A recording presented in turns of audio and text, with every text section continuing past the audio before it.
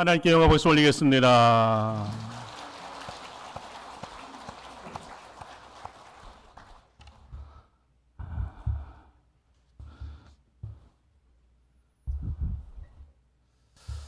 하나님께서 이 찬양을 기뻐 받으신 줄 믿습니다. 예. 우리 함께 기도하십시다. 하나님 아버지,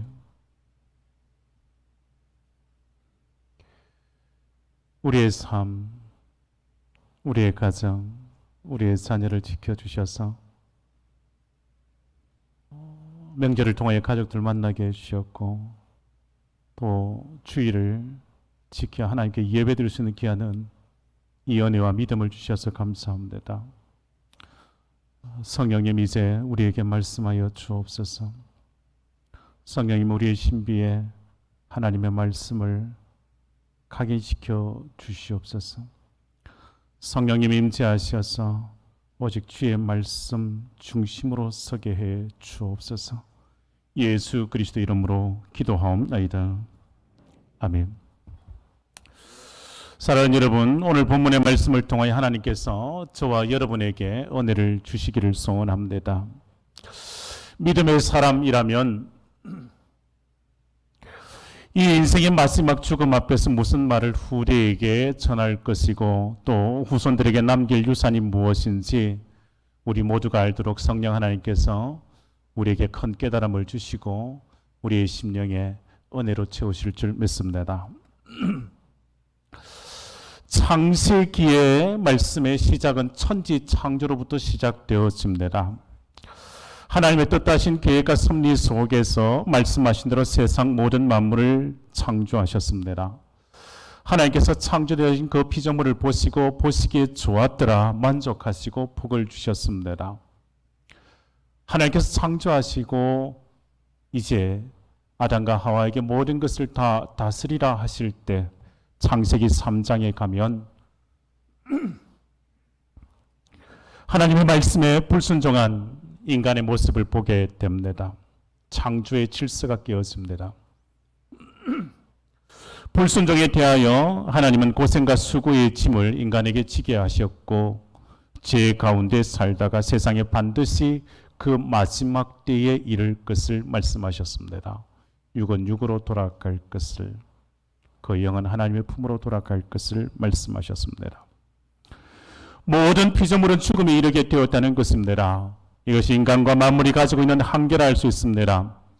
아담 이후에 후손들이 시험을 받았습니다. 그러나 바벨탑 사건으로 말미암아 모든 인간이 흩어짐을 당하지 않습니까? 교만과 죄악으로 홍수 심판이 있었습니다. 하나님께서 노아의 가정을 택하시고 또 하나님께서 다시금 새 역사를 쓰셨습니다. 그리고 노아 이후에 있어서의 족장사가 이어집니다. 아브라함, 이삭, 야곱의 그 족장사를 하나님께서 이어가게 하십니다. 그리고 창세기 끝부분에 하나님께서 사랑하셨던 두 사람, 야곱의 그 죽음과 또 요셉의 그 죽음을 언급하고 창세기를 마치게 됩니다. 창세기는 모세 오경에 있어서의 첫 번째 책입니다. 모세는 창세기 시작에서 하나님의 창조를 말하였고 창세기의 마지막 결론에 파란만장한 인생을 살았던 야곱 또한 요셉의 그 죽음을 담고 있습니다. 하나님의 위대한 창조로 하나님의 말씀이 시작되었고 그리고 그 마지막 창세기의 그 끝부분은 인간의 죽음으로 끝을 맺는다는 것입니다. 모세가 하나님의 백성들에게 있어서의 창조 그 사역에부터 시작하여 한 인간의 그 죽음을 전하는 그 이유가 있습니다. 하나님께서 우리 인간을 이 땅에 보내셔서 우리에게 있어서의 한평생을 살아가게 하시다가 하나님의 때가 되면 본향을 향해 가야 하는 연약한 존재임을 우리로 하여금 알게 하십니다. 하나님의 백성은 이 세상에서 영원토록 머물러 살 수 없습니다. 하나님이 정하신 그 시간 속에서 말씀을 따라 살아가야 하는 존재입니다. 여러분, 요셉의 아버지 야곱 그 인생을 잠시 생각해 보십시다.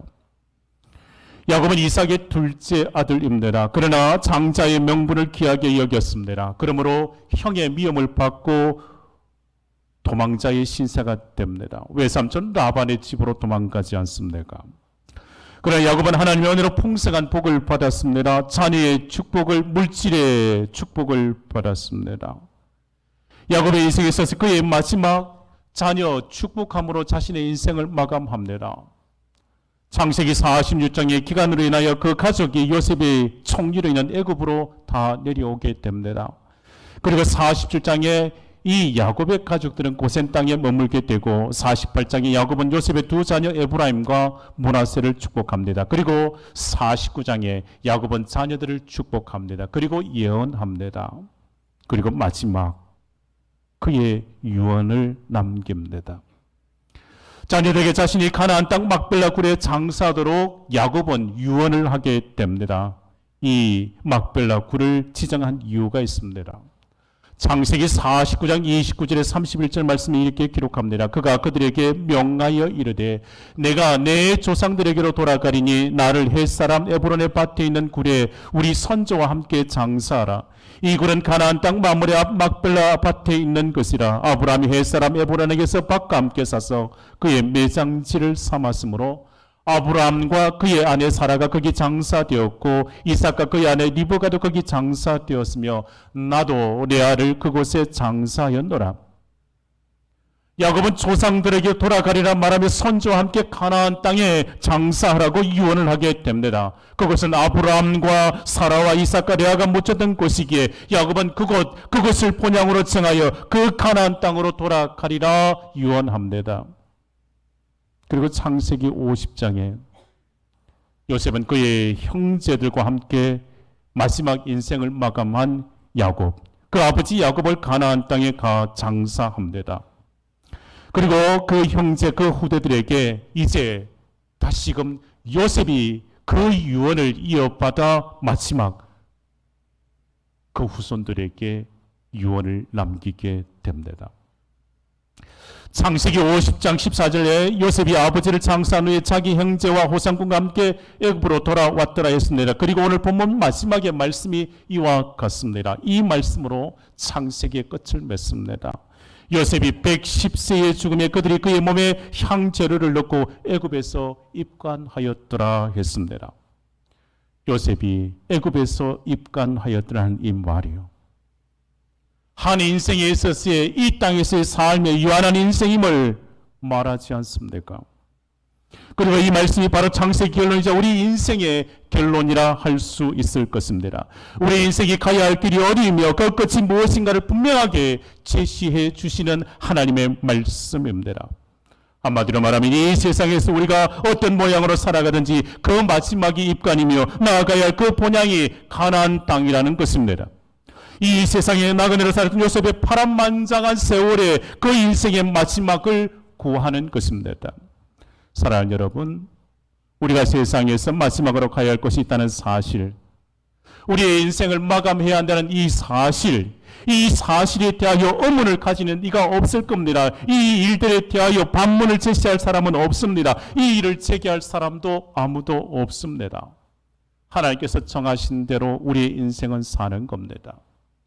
그 삶의 끝자리에서 만나는 죽음은 그 누구도 예외를 허용하지 않습니다. 이 세상에 태어나 한평생의 삶을 사느니 그 마지막이 있음을, 그 마지막 때를 만나야 함을 하나님은 그 누구도 예외시켜 놓지 않으셨습니다.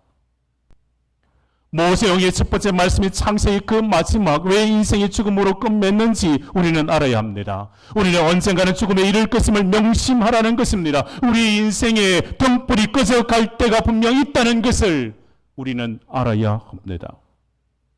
그리고 인생의 마지막에 남겨야 할 것이 또한 무엇인가를 우리로 하여금 생각하게 합니다.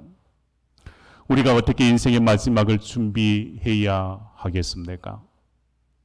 하나님을 예배하고 살았고 예수를 믿음으로 살았던 주의 사람들은 무엇을 남겨야 하겠습니까?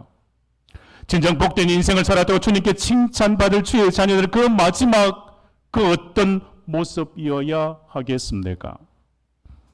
추운 겨울이 오기 전에 겨울나기를 어떻게 준비해야 하겠습니까? 헤어져야 할 사랑하는 이들에게 무엇을 전하고 남기겠습니까? 만약 해결되지 않은 무거운 짐 그대로 남겨두고 떠났다면 그 짐의 고통이 얼마나 크겠습니까?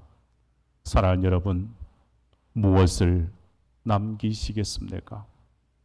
사랑하는 여러분, 과연 무엇을 남기려고 하십니까? 오늘 본문에서 요셉은 인생의 그 마지막을 준비하며 후손들에게 남겼습니다. 하나님을 믿는 자는 첫째로 용서와 화해를 남겨야 할 것입니다. 사랑하는 여러분, 이 용서와 화해만은 잊지 마시기를 바랍니다. 복수와 정오의 그 악순환을 끊고 축복의 쇄골을 연결시킬 수 있는 이 길은 오직 용서를 통해서만 가능합니다. 사랑하는 여러분, 십자가의 그 용서와 사랑을 기억하시기를 바랍니다. 예수님의 십자가 그 사랑과 용서가 바로 저와 여러분을 살리신 줄 믿습니다. 아무리 오래 살았고 부하게 살았더라도 이 용서와 화해를 제대로 하지 못한다면 그 인생은 헛된 인생이 될 수밖에 없습니다. 마지막 숨을 몰아쉬고 용서를 거부한 채 가슴에 품었던 그 원한을 풀지 못해서 이를 갈기도 하는 사람들은 세상에 있습니다. 그러나 용서하지 못하고 화해하지 못하고 원한과 악한 감정만을 남긴다면 불행한 인생입니다. 다른 것 깨끗하게 정리하지 못한다 할지라도 용서와 화해만은 남겨야 합니다. 지금까지 살면서 남을 미워하고 적의를 가진 적이 있다 해도 내 인생의 마지막 때를 생각하고 용서하셔야 합니다. 가족과 형제와 이웃과 지인들을 향하여 참된 화해를 이루어야 합니다. 모든 서운했던 그 일들을 잊으셔야 합니다. 마음에 받았던 그 상처를 잊고 용서해야 합니다. 우리는 주어진 인생을 끝마친 후 주님의 심판대 앞에 이를 것입니다. 그 전에 반드시 선결되어야 할 문제가 있습니다. 죄의 용서함을 받는 것입니다. 그리고 또한 타인을 향하여 용서하는 것입니다. 무엇이든지 용서해를 이루지 못하면 참된 행복은 기대하지 못합니다. 아무리 우리가 바쁘고 힘들고 어려워도 인생의 노을이 지기 전에 용서와 화해를 이루시기를 바랍니다. 요셉은 자신의 형제들과 화해와 용서를 함으로 자신의 인생을 끝마치게 됩니다. 오늘 본문 22절 23절 말씀을 보십시다. 요셉이 그의 아버지의 가족과 함께 애굽에 거주하여 110세를 살며 에브라임 자손의 3대를 보았으며 므낫세의 아들 마길의 아들들도 요셉의 설하에서 양육되었더라 했습니다. 요셉은 그 형제들을 용서합니다. 그리고 화해를 이루었습니다. 요셉은 자신을 죽이려고 하였고 노예를 팔았던 형제들의 그 자식들까지 다 품었습니다. 요셉은 그의 아버지의 가족과 함께 애굽에 거주했습니다. 요셉은 모든 이들을 품은 만큼 이해심이 깊고 받아줌에 넉넉한 여유가 있었을 뿐만 아니라 형제들과 온전한 용서와 화해를 이루었습니다. 요셉은 형들과 비교하면 우월한 위치에 있지 않습니까? 자신의 지위나 힘을 이용하여 형들에게 복수할 수 있음에도 불구하고 그런 악한 계획을 세우지 않습니다. 공의의 심판 하나님께 맡겨드립니다. 심판할 일이 있다면 하나님께서 알아서 하실 일이고 요셉은 하나님의 은혜를 입은 자로서 모든 이들에게 용서를 베풉니다. 요셉은 형들에게 말합니다. 창세기 50장 19절 20절 말씀을 함께 보십시다. 요셉이 그들에게 이르되 두려워하지 마소서 내가 하나님을 대신하리이까 당신들은 나를 헤아려 하였으나 하나님은 그것을 선으로 바꾸사 오늘과 같이 많은 백성의 생명을 구원하게 하시려 하셨나니 형들은 동생을 헤아려고 하였으나 하나님은 그 악을 선으로 바꾸시고 많은 백성의 생명을 구원하시는 일에 하나님께서 이 요셉 자신을 도구로 사용하셨다고 고백합니다. 하나님께 맡겨드립니다. 모든 것을 다 맡겨드립니다. 상처받았던 그 모든 일들에 대해 하나님께 다 맡겨드리고 그 은혜 받음에 용서할 뿐입니다. 사랑하는 여러분, 만약 여러분이 요셉이었다면 이와 같은 용서를 베풀 수 있겠습니까? 영분도 모르고 죽을 위기에 몰리게 되었다면 세상 사람들은 자신을 죽이라는 형제들을 원망하고 정오하며 그 복수의 날을 기다리지 않겠습니까? 그러나 세월이 흐르고 육신의 연약함을 맞이하고 인생의 등불이 꺼져가는 그 마지막이 가까우면 분명하게 깨달아지게 되는 것이 있습니다.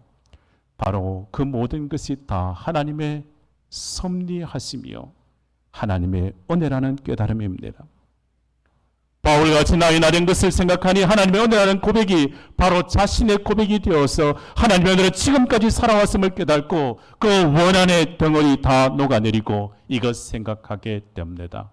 용서와 화해를 생각합니다. 주님의 은혜로 살았고 십자가의 사랑과 용서로 말미암아 구원을 받았다면 용서하지 못할 사람, 용서하지 못할 일은 이 세상에 없는 줄 믿습니다. 추석 명절을 맞이해서 고향을 찾고 가족을 만났습니다. 고향을 찾아 가족을 만날 때 그 어떤 일보다 중요한 것은 이것입니다. 용서할 일이 있으면 용서하고 화해할 형제와 가족이 있으면 진심으로 화해하는 것입니다. 이 기회가 마지막일 수 있습니다. 그러므로 진정 용서와 화해를 이루는 것이 이번 추석 명절이었다면 가장 행복하고 기쁨이 넘치는 복된 날들이 될 줄 믿습니다. 진정한 용서와 화해가 이루어질 때 은혜가 풍성하신 하나님께서 하늘의 아름다운 그 복을 여시고 때를 따라 모든 일에 복을 주시고 들어가도 복 받고 나가도 복 받는 축복의 가정으로 세우실 줄 믿습니다. 두 번째, 오늘 본문에서 요셉은 남겨진 후 세대들에게 또 하나를 남겼습니다.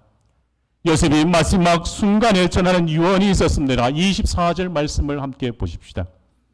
요셉이 그의 형제들에게 이르되 나는 죽을 것이나 하나님이 당신들을 돌보시고 당신들을 이 땅에서 인도하여 내사 아브라함과 이삭과 야곱에게 맹세하신 땅에 이르게 하시리라 하고 하나님께서 돌보시고 하나님께서 인도하여 주실 거라는 그 확실한 그 믿음의 유산이었습니다. 하나님께서 우리 조상들에게 약속하신 그 말씀을 내 후손들이여 내 후대들이여 잊지 말라는 것입니다. 믿음의 선인들이 전해준 그 하나님의 돌보심을 기억하라는 것입니다. 하나님의 돌보심은 하나님께서 먼저 찾아오셔서 늘 은혜를 더하여 주셨다는 것입니다. 요셉은 형제와 후대들에게 말합니다.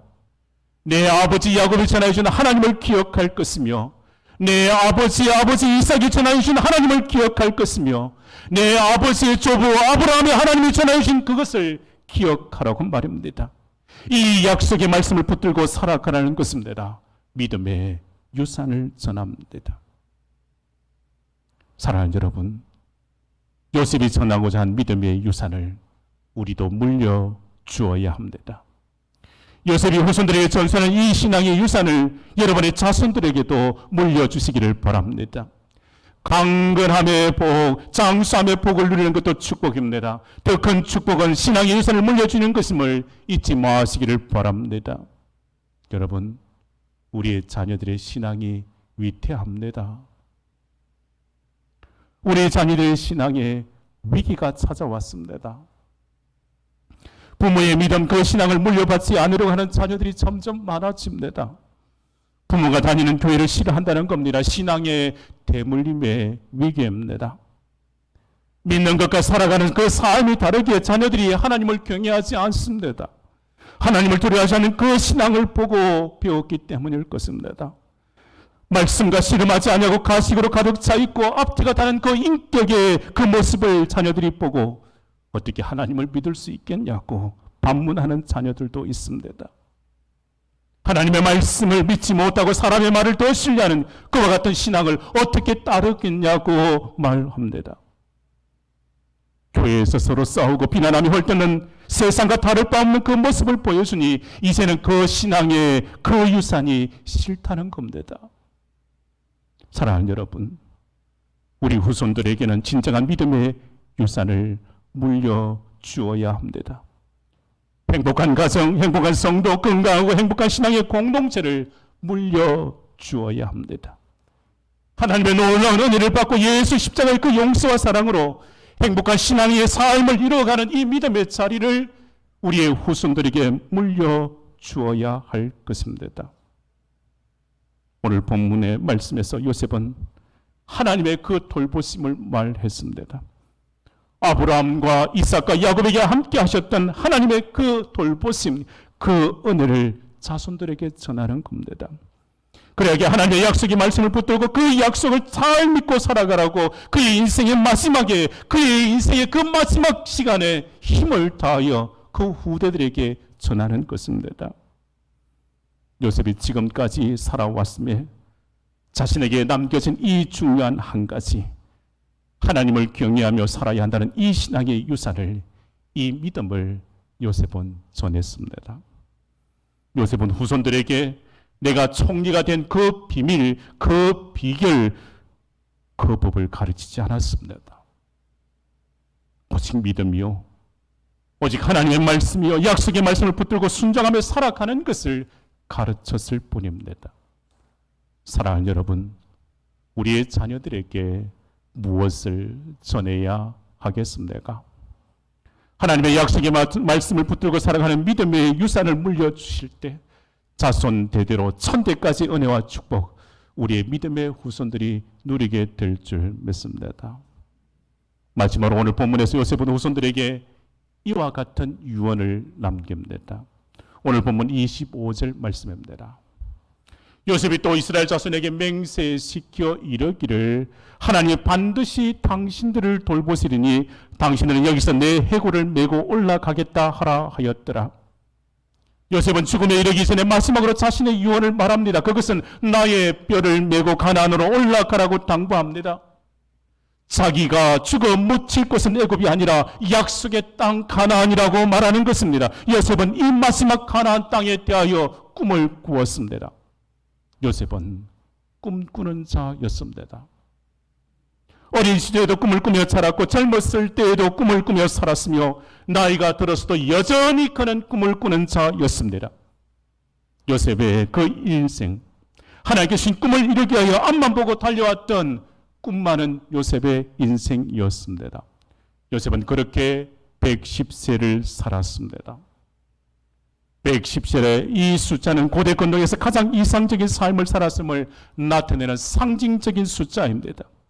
더구나 요셉은 3대의 후손을 보았습니다. 축복을 누렸습니다. 그러한 요셉은 가나안 땅으로 하나님의 백성들을 이끌어내실 것을 꿈꾸며 후손들에게 그 꿈을 이야기합니다.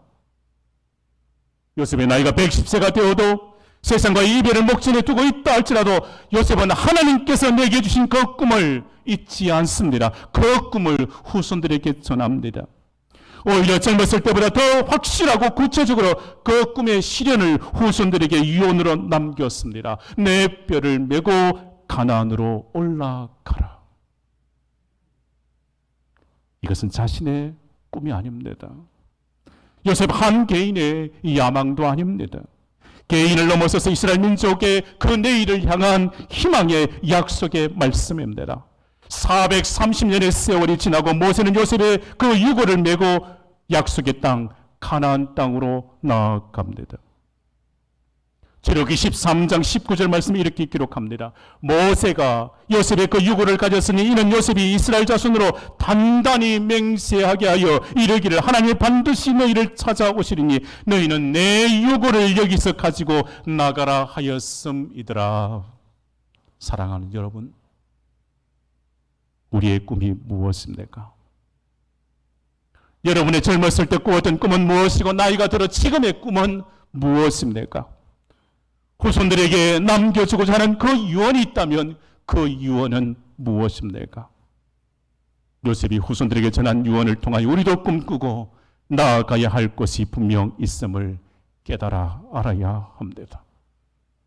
한평생의 삶의 자리에 이 인생의 끝자락에 후세대들에게 남겨야 할 유언이 있습니다.